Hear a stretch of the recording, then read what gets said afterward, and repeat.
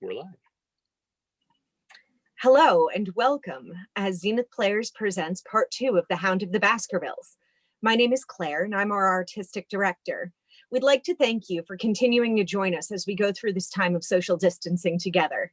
We'd like to thank our actors for volunteering their time and talents for us from the safety of their homes. And a special thank you to your friendly neighborhood Shakespeare for hosting this on his Facebook page. He'll be joining us on this virtual stage in just a few weeks as the story progresses. In the meantime, check out this upcoming production with the social distancing players. Julius Caesar, Beware the Ides of March of the Penguins. We'll post links to more of his content in the comments. For more information about our totally volunteer organization, check out zenithplayers.com. And if you want to read with us in future projects, send us an email at casting@zenithplayers.com and we'll get you on board. We are currently reading all of Shakespeare's plays and we're debuting a new one every Saturday night. This Saturday it will be All's Well That Ends Well. That's May 9th. And next Monday, we will be continuing this series. Upcoming projects include The Maltese Falcon and The Importance of Being Earnest. We want to continue expressing our appreciation and thanks to the frontline and essential workers, helping to keep everyone safe. We hope we can offer some distraction and entertainment for a few hours each week. And now I will turn you over to our Dr. Watson. Chapter 3, The Problem. Mr. Holmes, they were the footprints of a gigantic hound. I confess that these words a shudder passed through me. There was a thrill in the doctor's voice which showed that he was himself deeply moved by that which he told us. Holmes leaned forward in his excitement, and his eyes had the hard, dry glitter that shot from them when he was keenly interested. You saw this? As clearly as I see you. And you said nothing? What was the use? How was it that no one else saw it? The marks were some 20 yards from the body, and no one gave them a thought. I don't suppose I should have done so had I not known this legend. There are many sheepdogs on the moor. No doubt, but this was no sheepdog. You say it was large? Enormous. But it had not approached the body. No. What sort of night was it? Damp and raw. But not actually raining? No. What is the alley like? There are 2 lines of old yew hedge, 12 feet high and impenetrable. The walk in the center is about 8 feet across. Is there anything between the hedges and the wall? Yes, there's a strip of grass approximately 6 feet broad on either side.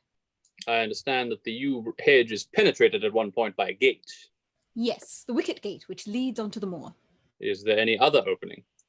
None. So that to reach the yew alley, one either has to come down it from the house or else to enter it by the moor gate. There is an exit through a summer house at the far end. Had Sir Charles reached this? No, he lay about 50 yards from it.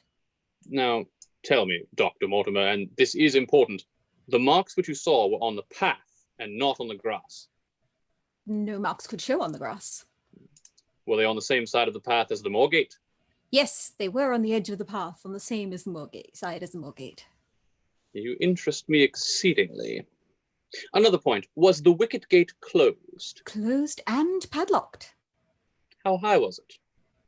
About 4 feet high. Then anyone could have got over it. Yes. And what marks did you see by the wicket gate? None in particular. Good heaven, did no one examine? Yes, I examined myself. And found nothing. It was all very confused. Sir Charles had evidently stood there for 5 or 10 minutes. How do you know that? Because the ash had dropped twice from his cigar. Excellent. This is a colleague, Watson, after our own heart. But the marks? He had left his own marks all over that small patch of gravel. I could discern no others. Sherlock Holmes struck his hand against his knee with an impatient gesture. If I had only been there! It is evidently a case of extraordinary interest and one which presented immense opportunities to the scientific expert. That gravel page upon which I might have read so much has been long ere this smudged by the rain and defaced by the clogs of curious peasants. Oh, Dr. Mortimer, to think you should not have called me in. You indeed have much to answer for. I could not call you in, Mr. Holmes, without disclosing these facts to the world, and I have already given my reasons for not wishing to do so. Besides, Why do you hesitate? there is a realm in which the most acute and most experienced of detectives is helpless. You mean that the thing is supernatural? I did not positively say so. No, but you evidently think it. Since the tragedy, Mr. Holmes, there have come to my ears several incidents which are hard to reconcile with the settled order of nature. For example? I find that before the terrible event occurred, several people had seen a creature upon the moor, which corresponds with this Baskerville demon, and which could not possibly be any animal known to science. They all agreed that it was a huge creature, luminous, ghastly, and spectral. I have cross-examined these men. One of them a hard-headed countryman, one a farrier, one a moorland farmer, who all tell the same story of this dreadful apparition, exactly corresponding to the hellhound of the legend. I assure you that there is a reign of terror in the district, and that it is a hardy man who will cross the moor at night. And you, a trained man of science, believe it to be supernatural? I do not know what to believe. I have hitherto confined my investigations to this world. In a modest way, I have combated evil, but to take on the father of evil himself would perhaps be too ambitious a task. Yet you must admit that the footmark is material. The original hound was material enough to tug a man's throat out, and yet he was diabolical as well. I see that you have quite gone over to the supernaturalists. But now, Dr. Mortimer, tell me this. If you hold these views, why have you come to consult me at all? You tell me in the same breath that it is useless to investigate Sir Charles' death, and that you desire me to do it. I did not say that I desired you to do it. Then how can I assist you? By advising me as to what I should do with Sir Henry Baskerville, who arrives at Waterloo Station in exactly an hour and a quarter. He being the heir. Yes. On the death of Sir Charles, we inquired for this young gentleman and found that he had been farming in Canada. From the accounts which have reached us, he is an excellent fellow in every way. I speak now not as a medical man, but as a trustee and executor of Sir Charles's will. There is no other claimant, I presume? None. The only other kinsman from whom we have been able to trace was Roger Baskerville, the youngest of the three brothers, of whom poor Sir Charles was the elder. The second brother, who died young, is the father of this lad Henry. The third, Roger, was the black sheep of the family. He came of the old masterful Baskerville strain, and he was the very image, they tell me, of the family picture of old Hugo. He made England too hot to hold him, fled to Central America, and died there in 1876 of yellow fever. Henry is the last of the Baskervilles. In 1 hour and 5 minutes, I meet him at Waterloo Station. I have had a wire that he arrived at Southampton this morning. Now, Mr. Holmes, what would you advise me to do with him? Why should he not go to the home of his fathers? It seems natural, does it not? And yet, consider that every Baskerville who goes there meets with an evil fate. I feel sure that if Sir Charles could have spoken with me before his death, he would have warned me against bringing this, the last and the heir to the great wealth, to that deadly place. And yet it cannot be denied that the prosperity of the whole poor, bleak countryside depends upon his presence. All the good work which has been done by Sir Charles will crash to the ground if there is no tenant of the hall. I fear lest I should be swayed too much by my own obvious interest in the matter, and that is why I bring the case before you and ask you for your advice. Put into plain words, the matter is this. In your opinion, there is a diabolical agency which makes Dartmoor an unsafe abode for a Baskerville. That is your opinion. At least I might go to the length of saying that there is some evidence that this may be so. Exactly. But surely, if your supernatural theory be correct, it could work the young man evil in London as easily as in Devonshire. A devil with merely local powers like a parish vestry would be too inconceivable a thing. You put the matter more flippantly, Mr. Holmes, than you probably would do if you were brought into personal contact with these things. Your advice, then, as I understand it, is that the young man will be as safe in Devonshire as in London. He comes in 50 minutes. What would you recommend? I recommend, sir, that you take a cab, call off your spaniel who is scratching at my front door, and proceed to Waterloo to meet Sir Henry Baskerville. And then? And then you will say nothing to him at all until I have made up my mind about the matter. How long will it take you to make up your mind? 24 hours. At 10 o'clock tomorrow, Dr. Mortimer, I will be much obliged to you if you will call upon me here, and it will be of help to me in my plans for the future if you will bring Sir Henry Baskerville with you.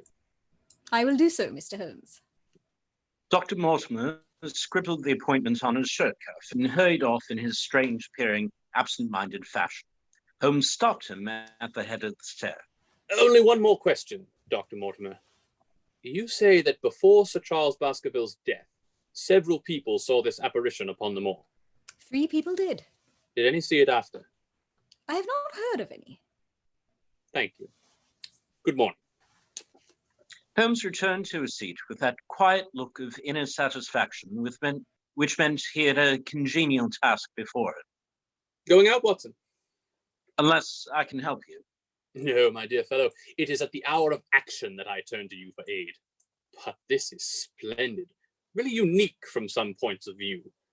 When you pass Bradley's, would you ask him to send up a pound of the strongest shag tobacco? Thank you. It would be as well if you could make it convenient not to return before evening. Then I should be very glad to compare impressions as to this most interesting problem which has been submitted to us this morning. I knew that seclusion and solitude were very necessary for my friend in those hours of intense mental concentration during which he weighed every particle of evidence, constructed alternative theories, balanced one against the other, and made up his mind as to which points were essential and which immaterial. I therefore spent the day at my club and did not return to Baker Street until evening. It was nearly 9 o'clock when I found myself in the sitting room once more. My first impression as I opened the door was that a fire had broken out, for the room was so filled with smoke that the light of the lamp upon the table was blurred by it. As I entered, however, my fears were set at rest, for it was the acrid fumes of strong, coarse tobacco which took me by the throat and set me coughing. Through the haze, I had a vague vision of Holmes in his dressing gown, coiled up in an armchair with his black clay pipe between his lips. Several rolls of paper lay around him. Caught cold, Watson? No, it's this poisonous atmosphere. I suppose it is pretty thick now that you mention it. Thick? It is intolerable. Open the window, then. You have been at your club all day, I perceive. My dear Holmes. Am I right? Certainly, but how? He laughed at my bewildered expression. There is a delightful freshness about you, Watson, which makes it a pleasure to exercise any small powers which I possess at your expense. A gentleman goes forth on a showery and miry day. He returns immaculate in the evening with the gloss still on his hat and his boots. He has been a fixture, therefore, all day. He is not a man with intimate friends. Where, then, could he have been? Is it not obvious? Well, it is rather obvious. The world is full of obvious things which nobody by any chance ever observes. Where do you think I have been? A fixture also. On the contrary, I have been to Devonshire. In spirit. Exactly. My body has remained in this armchair and has, I regret to observe, consumed in my absence 2 large pots of coffee and an incredible amount of tobacco. After you left, I sent down to Stamford's for the ordnance map of this portion of the moor, and my spirit has hovered over it all day. I flatter myself that I could find my way about. A large-scale map, I presume. Very large. He unrolled one section and held it over his knee. Here you have the particular district which concerns us. That is Baskerville Hall in the middle. With the wood around it. Exactly. I fancy the yew alley, though not marked under that name, must stretch along this line, with the moor as you perceive upon the right of it. The small clump of buildings here is the hamlet of Grimpen, where our friend Dr. Mortimer has his headquarters. Within a radius of 5 miles, there are, as you see, only a very few scattered dwellings. Here is Laughter Hall, which was mentioned in the narrative. There is a house indicated here, which may be the residence of the naturalist, Stapleton, if I remember right, was his name. Here are 2 moorland farmhouses, High Tor and Foulmire. Then, 14 miles away, the great convict prison of Princetown.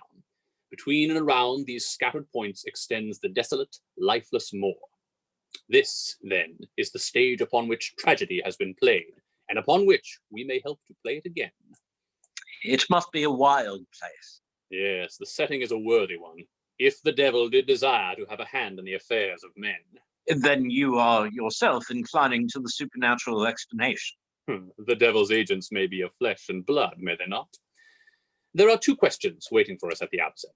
The one is whether any crime has been committed at all.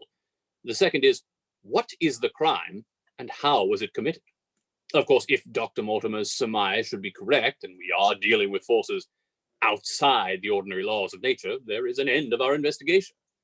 But we are bound to exhaust all other hypotheses before falling back upon this one. I think we'll shut that window again, if you don't mind. Oh, it is a singular thing, but I find that a concentrated atmosphere helps a concentration of thought. I have not pushed it to the length of getting into a box to think, but that is the logical outcome of my convictions. Have you turned the case over in your mind? Yes, I've thought a good deal of it in the course of the day. What do you make of it? It is very bewildering. It has certainly a character of its own. There are points of distinction about it. That change in the footprints, for example. What do you make of that? Mortimer said that the man had walked on tiptoe down that portion of the alley. He only repeated what some fool had said at the inquest. Why should a man walk on tiptoe down the alley? What then? He was running, Watson, running desperately, running for his life, running until he burst his heart and fell dead upon his face. Running from what? There lies our problem. There are indications that the man was crazed with fear before ever he began to run. How can you say that? I am presuming that the cause of his fears came to him across the moor. If that was so, and it seems most probable, only a man who had lost his wits would have run from the house instead of towards it. If the witness's evidence may be taken as true, he ran with cries for help in the direction where help was least likely to be. Then, again, whom was he waiting for that night? And why was he waiting for him in the yew alley rather than in his own house? You think that he was waiting for something? The man was elderly and infirm. We can understand his taking an evening stroll, but the ground was damp and the night inclement. It is natural that he should stand for 5 or 10 minutes, as Dr. Mortimer, with more practical sense than I should have given him credit for, deduced from the cigar ash. But he went out every evening. I think it unlikely that he waited at the moor gate every evening. On the contrary, the evidence is that he avoided the moor. That night, he waited there. It was the night before he made his departure for London. The thing takes shape, Watson. It becomes coherent. Might I ask you to hand me my violin, and we will postpone all further thought upon this business until we have had the advantage of meeting Dr. Mortimer and Sir Henry Baskerville in the morning. End of chapter 3. Chapter 4, Sir Henry Baskerville. Our breakfast table was cleared early, and Holmes waited in his dressing gown for the promised interview.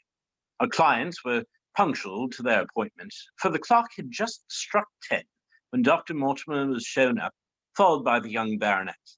The latter was a small, alert, dark-eyed man, about 30 years of age, very sturdily built, and with thick black eyebrows and a strong, pugnacious face. He wore a ruddy-tinted tweed suit and had the weather-beaten appearance of one who has spent most of his time in the open air. And yet there was something in his steady eye and the quiet assurance of his bearing which indicated the gentleman. This is Sir Henry Baskerville. Why, yes. And the strange thing is, Mr. Sherlock Holmes, that if my friend here had not proposed coming round to you this morning, I should have come on my own account. I understand that you think out little puzzles, and I've had one this morning which wants more thinking out than I am able to give it. Pray take a seat, Sir Henry. Do I understand you to say that you have yourself had some remarkable experience since you arrived in London? Nothing of much importance, Mr. Holmes, only a joke as like as not. It was this letter, if you can call it a letter, which reached me this morning. He laid an envelope upon the table, and we all bent over it. It was of common quality, greyish in colour. The address, Sir Henry Baskerville, Northumberland Hotel, was printed in rough characters, the postmark Charing Cross, and the date of posting the preceding evening. Who knew that you were going to the Northumberland Hotel? No one could have known. We only decided after I met Dr. Mortimer. But Dr. Mortimer was no doubt already stopping there. No, I had been staying with a friend. There was no possible indication that we intended to go to this hotel. Someone seems to be very deeply interested in your movements. Out of the envelope, he took a half sheet of paper, folded into 4. This he opened and spread flat upon the table. Across the middle of it, a single sentence had been formed by the expedient of pasting printed words upon it. It ran, As you value your life or your reason, keep away from them all. the word more only was printed in ink. Now, perhaps you will tell me, Mr. Holmes, what in thunder is the meaning of that, and who it is that takes so much interest in my affairs. What do you make of it, Dr. Mortimer? You must allow that there is nothing supernatural about this at any rate. No, sir. But it might very well come from someone who is convinced that the business is supernatural. What business? It seems to me that all you gentlemen know a great deal more than I do about my own affairs. You shall share our knowledge before you leave this room, Sir Henry. I promise you that. We will confine ourselves for the present, with your permission, to this very interesting document, which must have been put together and posted yesterday evening. Have you yesterday's Times, Watson? It is here in the corner. Might I trouble you for it? The inside page, please, with the leading articles. He glanced swiftly over the articles, running his eyes up and down the columns. Capital article this on free trade. Permit me to give you an extract from it. You may be cajoled into imagining that your own special trade or your own industry will be encouraged by a protective tariff. But it stands to reason that such legislation must, in the long run, keep away wealth from the country, diminish the value of our imports, and lower the general conditions of life in this island. What do you think of that, Watson? Don't you think this is an admirable sentiment? Dr. Mortimer looked at Holmes with an air of professional interest, and Sir Henry Baskerville turned a pair of puzzled dark eyes upon him. I don't know much about the tariff and things of that kind, but it seems to me we've got a bit off the trail so far as the note is concerned. On the contrary, I think we are particularly hot upon the trail, Sir Henry. Watson here knows more about my methods than you do, but I fear that even he has not quite grasped the significance of this sentence. And no, I confess that I see no connection. And yet, my dear Watson, there is so very close a connection that the one is extracted out of the other. You, your life, reason, value, keep away from the. Don't you see now whence these words have been taken? By thunder, you're right. Well, if that isn't smart. If any possible doubt remained, it is settled by the fact that keep away and from the are cut out in one piece. Well, now, so it is. Really, Mr. Holmes, this exceeds anything which I could have imagined. I could understand anyone saying that the words were from a newspaper, but that you should name which and add that it came from the leading article is really one of the most remarkable things which I have ever known. How did you do it? I presume, Doctor, that you could tell the skull of a leopard from that of a tiger. Most certainly. But how? Because that is my special hobby. The differences are obvious. The supraorbital crest, the facial angle, the maxillary curve, But it is my special hobby, and the differences are equally obvious. There is as much difference to my eyes between the leaded bourgeois type of a Times article and the slovenly print of an evening halfpenny paper as there could be between your felines. The detection of types is one of the most elementary branches of knowledge to the special expert in crime, though I confess that once, when I was very young, I confused the Leeds Mercury with the Western Morning News. But a Times leader is entirely distinctive, and these words could have been taken from nothing else. As it was done yesterday, the strong probability was that we should find the words in yesterday's issue. So as far as I can follow you then, Mr. Holmes, someone cut out this message with a scissors. Nail scissors. You can see that it was a very short-bladed scissors, since the cutter had to take 2 snips over keep away. That is so. Someone then cut out the message with a pair of short-bladed scissors, pasted it with paste. A gum. With gum to the paper. But I want to know why the word more should have been written. Because he could not find it in print. The other words were all simple and might be found in any issue, but more would be less common. Why, of course. That would explain it. Well, have you read anything else in this message, Mr. Holmes? There are 1 or 2 indications, and yet the utmost pains have been taken to remove all clues. The address, you observe, is printed in rough characters, but the Times is a paper which is seldom found in any hands but those of the highly educated. We may take it, therefore, that the letter was composed by an educated man who wished to pose as an uneducated one. and his effort to conceal his own writing suggests that that writing might be known, or come to be known, by you. Again, you will observe that the words were not gummed on in an accurate line, but that some are much higher than others. Life, for example, is quite out of its proper place. That may point to carelessness, or it may point to agitation and hurry upon the part of the cutter. On the whole, I incline to the latter view, since the matter was evidently important, and it is unlikely that the composer of such a letter would be careless. If he were in a hurry, it opens up the interesting question why he should be in a hurry, since any letter posted up to the early morning would reach Sir Henry before he would leave his hotel. Did the composer fear an interruption, and from whom? We are coming now rather into the region of guesswork. Say rather into the region where we balance probabilities and choose the most likely. It is the scientific use of the imagination, but we have always some material basis on which to start our speculation. Now, you could call it a guess, no doubt, but I am almost certain that this address has been written in a hotel. How in the world would you say that? If you examine it carefully, you will see that both the pen and the ink have given the writer trouble. The pen has spluttered twice in a single word and has run dry 3 times in a short address, showing that there was very little ink in the bottle. Now, private pen or ink bottle is seldom allowed to be in such a state, and the combination of the two must be quite rare. But you know the hotel ink and the hotel pen, where it is rare to get anything else? Yes, I have very little hesitation in saying that we could examine the wastepaper baskets of the hotels around Charing Cross until we found the remains of the mutilated Times leader, where we could lay our hands straight upon the person who sent this singular message. Hello, what's this? He was carefully examining the sheet of paper upon which the words were pasted, holding it only an inch or two from his eyes. Well? Nothing. It is a blank half sheet of paper without even a watermark on it. I think we have drawn as much as we can from this curious letter. And now, Sir Henry, has anything else of interest happened to you since you have been in London? Why, no, Mr. Holmes, I think not. You have not observed anyone follow or watch you? I seem to have walked right into the thick of a dime novel. Why in thunder should anyone follow or watch me? We are coming to that. You have nothing else to report to us before we go into this matter?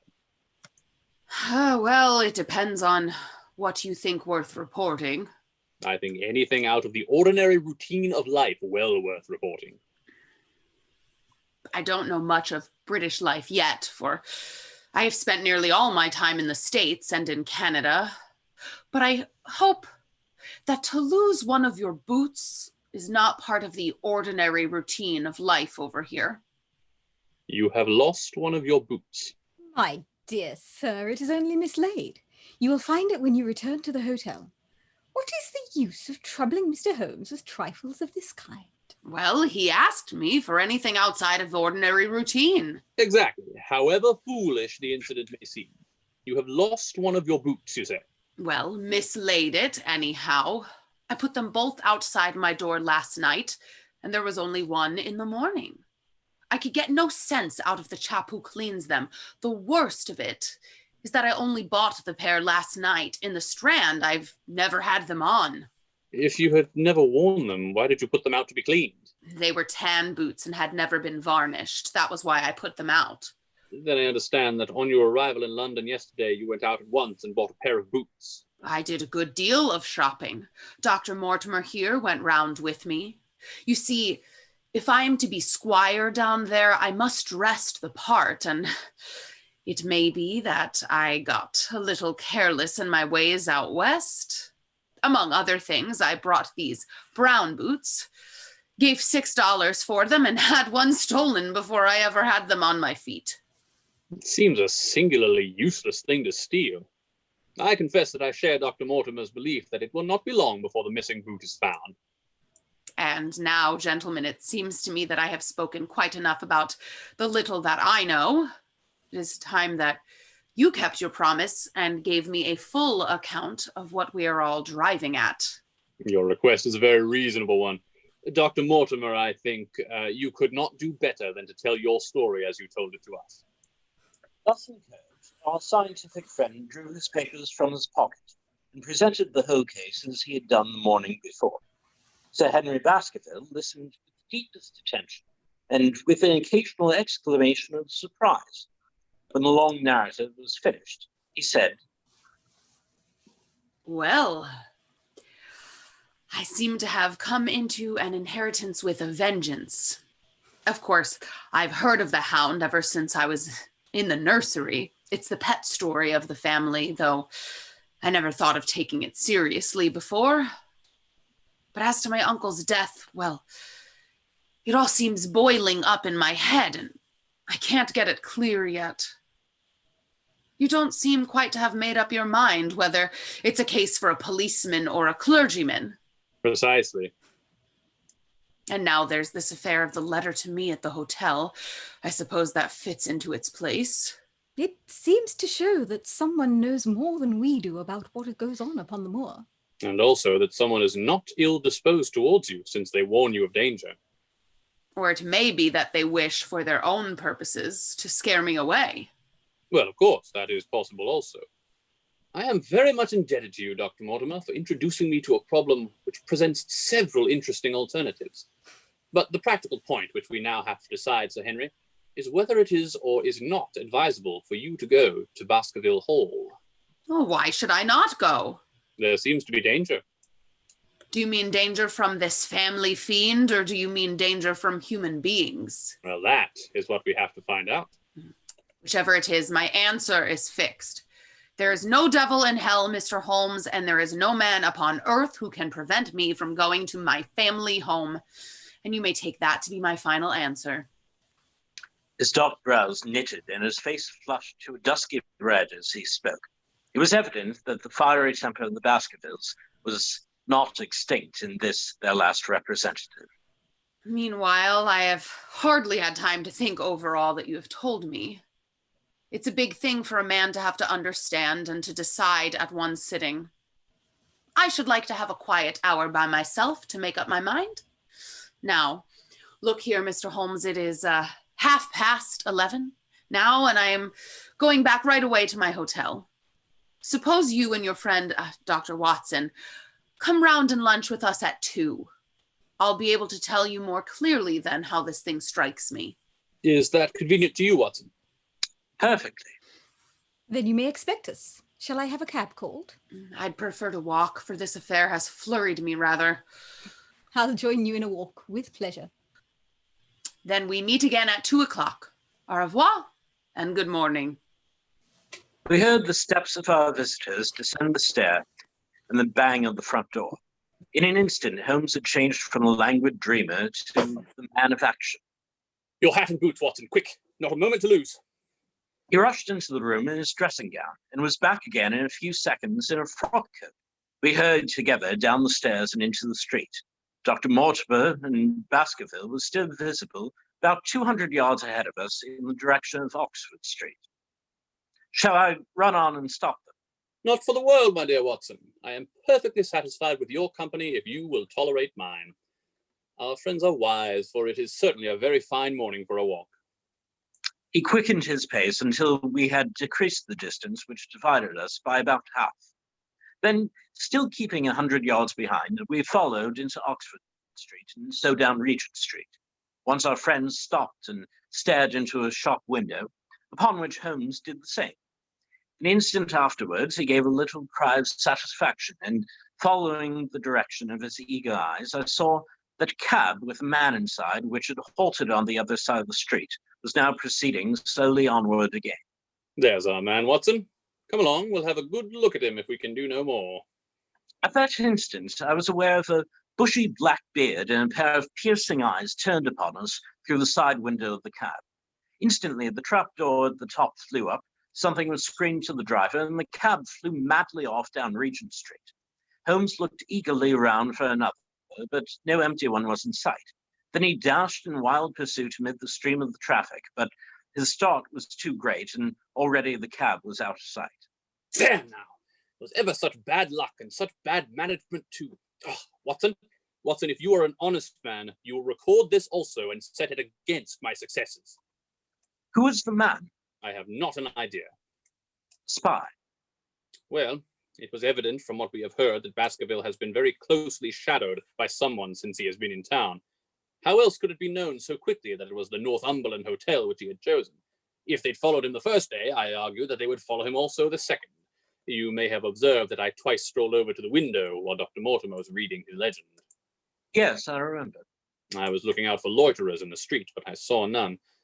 We are dealing with a clever man, Watson. This matter cuts very deep, and though I have not finally made up my mind whether it is a benevolent or a malevolent agency which is in touch with us, I am conscious always of power and design. When our friends left, I had once followed them in the hopes of marking down their invisible attendant. So wily was he that he had not trusted himself upon foot, but he had availed himself of a cab so that he could loiter behind or dash past them and so escape their notice.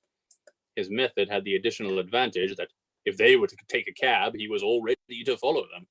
It has, however, one obvious disadvantage. It puts him in the power of the cabman. Exactly. What a pity we did not get the number. My dear Watson, clumsy as I have been, you surely do not seriously imagine that I neglected to get the number. Number 2704 is our man, but that is no use to us for the moment. I fail to see how you could have done more. On observing the cab, I should have instantly turned and walked in the other direction. I should then at my leisure have hired a second cab and followed the first at a respectful distance, or better still, have driven to the Northumberland Hotel and waited there. When our unknown had followed Baskerville home, we should have had the opportunity of playing his own game upon himself and seeing where he made for. As it is, by an indiscreet eagerness, which was taken advantage of with extraordinary quickness and energy by our opponent, we have betrayed ourselves and lost our man. We had been sauntering slowly down Regent Street during this conversation. Dr. Mortimer, with his companion, had long vanished in front of us. There is no object in our following them. The shadow has departed and will not return. We must see what further cards we have in our hands and play them with decision. Could you swear to that man's face within the cab? I could swear only to the beard. And so could I, from which I gather that in all probability it was a false one. A clever man upon so delicate an errand has no use for a beard save to conceal his features. Come in here, Watson. He turned into one of the district messenger offices, where he was warmly greeted by the manager.